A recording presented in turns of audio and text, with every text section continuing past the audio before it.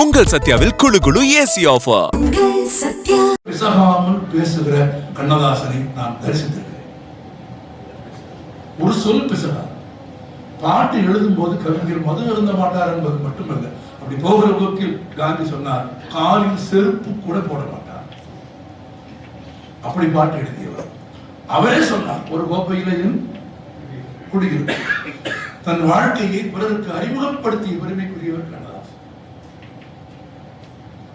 உங்களில் பலருக்கு பாரதியை தேசபக்தி பாடல்களை எழுதிய கவிஞராக மட்டும்தான் தெரியும். ஆனால் பாரதியின் இதர முகங்கள் தமிழகத்தில் பலருக்கு தெரியாது. பாரதியார் கவிதை என்று ஒரு 400 பக்கத்துக்கு ஒரு புத்தகம் வைத்திருக்கிறீர்கள், அதுதான் பாரதி எழுதியது என்று. ஆனால் பாரதி தன் வாழ்நாளில் எழுதியது 16,000 பக்கங்கள். எத்தனை பேருக்கு தெரியும் என்றால், எனக்கு நிச்சயம் தெரியும், நிறைய பேருக்கு தெரியாதில்லை, பலருக்கு தெரியாது.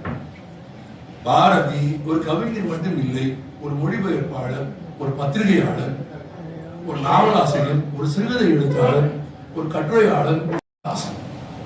ஆழ்கடல் ரோந்து முத்தெடுத்தோன் அணிந்ததே இளையவர் கழுத்து, இல்லையா? ஆழ்கடல் ரோந்து முத்தெடுத்தோன் அணிந்ததே இளையவர் கழுத்தில், சூழ்நிலம் பிளந்து தங்கம் எடுத்தோன் தொட்டதல்லால் வேறு சுகம் இல்லை. இன்னும் ஓசிய பாருங்க. ஆழ்கடல் புகுந்து முத்தெடுத்தோன் அணிந்ததே இளையவன் கழுத்தில், சூழ்நிலம் பிளந்து தங்கம் எடுத்தோன் தொட்டதல்லால் வேறு சுகம் இல்லை. வாழ்நிலம் புதுக்கி பயிர்களை விளைவித்தோன் பசியெல்லாம் தீர்ந்ததும் இல்லை.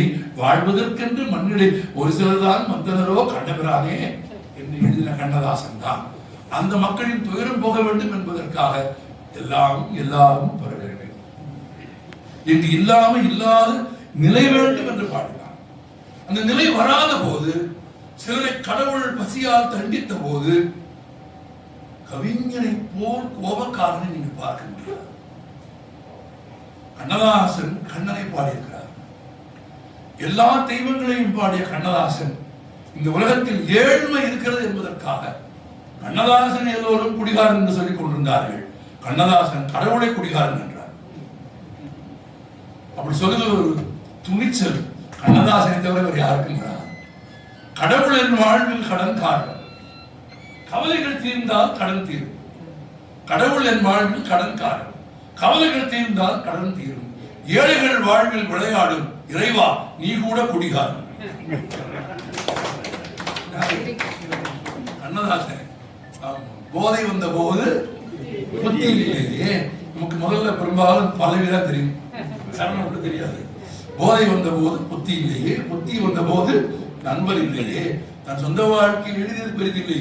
ஏழ்மை இருக்கிற ஒரு உலகத்தில் வள்ளுவமானால இறந்தும் உயிர் வாழ்தல் வேண்டி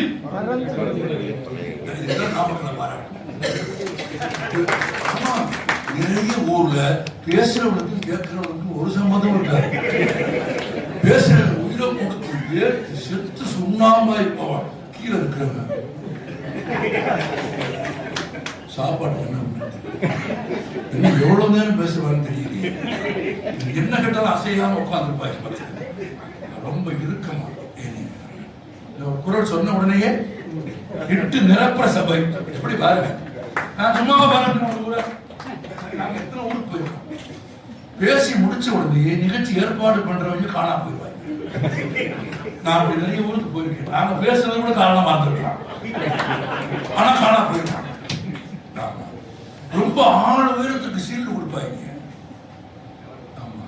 அதை வச்சுட்டு போறதுக்கு ஒரு பை கொடுக்க மாட்டேன், பஸ்ஸுக்கு போறதுக்கு பணம் கொடுக்க மாட்டேன். என் படத்தை நானே மடியில் வச்சுட்டு போறவங்க எப்படி இருக்கு யோசிச்சு பாருங்க.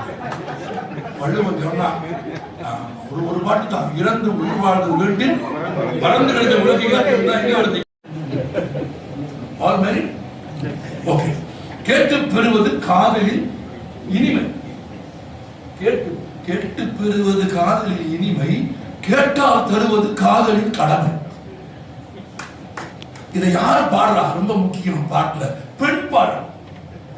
கேட்டு பெறுவது காதலின் இனிமை, கேட்டால் தருவது காதலின் கடமை. இன்பம் என்பது இருவரின் உரிமை, யார் கேட்டாலும் இளமைக்கு பெருமை. அப்புறமா வீட்டுல யோசிச்சுக்கோங்க. கண்ணதாசனுக்கு எப்படி தெரியும்? கண்ணதாசன் தனிச்சிருப்பது தெரியுமா உங்களுக்கு? ஒரு குழந்தையை பாடுவதாக எழுதுகிற போது கண்ணதாசன் குழந்தையாகி விடுவார்.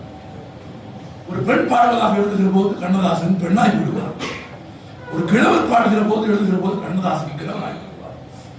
இயற்கை பாடுகிற போது கண்ணதாசன் எழுதினார், கண்ணதாசன் இயற்கையாகி விடுவார். ஒரே பாட்டுதான். ஒரு பெண் அவள் துணையான கணவனோடு அந்தரங்கமான பொழுதில் தனித்திருக்கும் போது அவள் தாய் வீட்டை மறந்து போவாள். மறந்துவோட இல்லையா?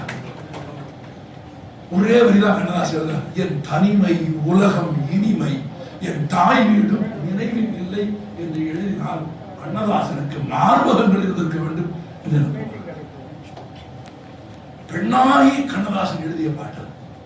அந்த கணத்தில் பிறந்து விட்ட எந்த பெண்ணாலும் நினைப்பாளா? ஒரு சின்ன உதாரணம் சொல்றேன். அண்மையில ஒரு நண்பருடைய மகளுக்கு கல்யாணம் ஆயிடுச்சு. பொண்ணு மாப்பிள்ளையும் அனுமன் போயிட்டாங்க.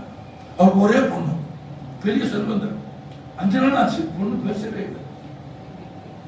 அவர் எனக்கு போன் பண்ணி என்னப்பா என்னாச்சு அப்படின்னு, பிள்ளை அனுமன் போயிட்டேன், 5 நாள் ஆச்சு, சரி இதுக்கு என்ன போகும், 5 நாளா கூப்பிடவே இல்லை, ரொம்ப நல்ல விஷயம் இல்லை அப்படின்னா அவருக்கு முதல்ல விளக்கல, இதே பிள்ளை கூப்பிடவே இல்லை நல்ல விஷயம். அங்க போய் அவ ஒண்ணு நினைச்சுக்கிட்டு இருந்தா தாயா தப்பு, அவ அங்க போய் உன்னையும் மறந்து அவனோட இருந்தா அவரு, அதுதான் சந்தோஷம், கூப்பிடுறதுன்னா சந்தோஷப்படு அப்படின்னு. ஓ இப்படி ஒண்ணு இருக்கா, இது உனக்கு எப்படி தெரியுமா? எனக்கு எப்படியா தெரியும்?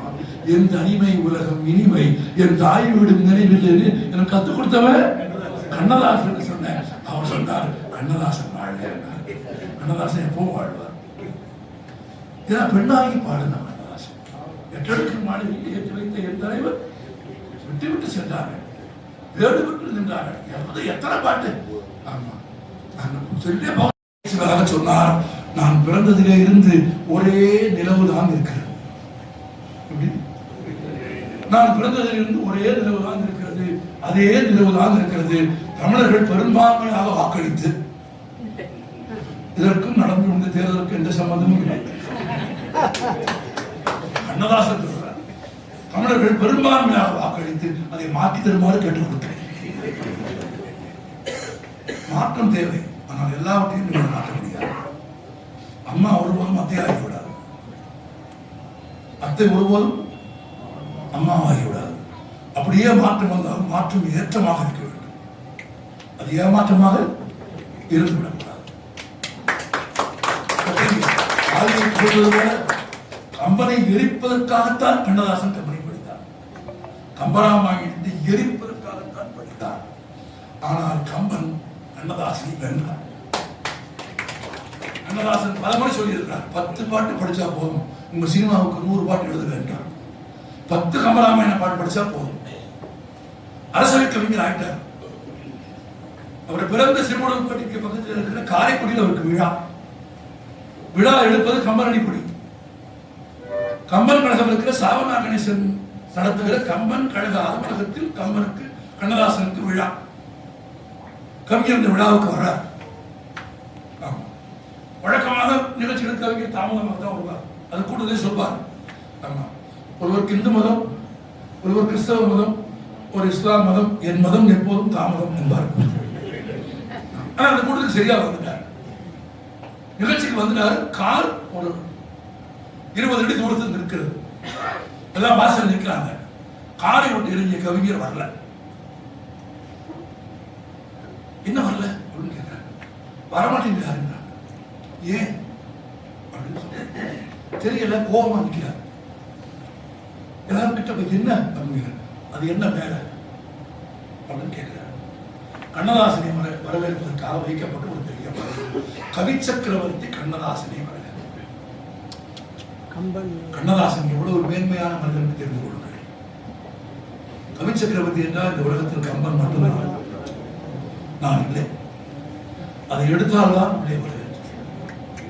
சரி, எடுக்கிறோம் நாங்கள் என்றார்கள். இல்லை, எடுத்த பிறகுதான் வருவேன் என்றார்கள். பிறகு தேடி தேடி கொண்டு வந்து அதை இறக்கிய பிறகுதான் உள்ளே வந்த இடத்தில் தான் கண்ணதாசனின் ஏற்றம் தெரியும். உங்கள் சத்யாவில் குளு குளு ஏசி ஆஃபர்.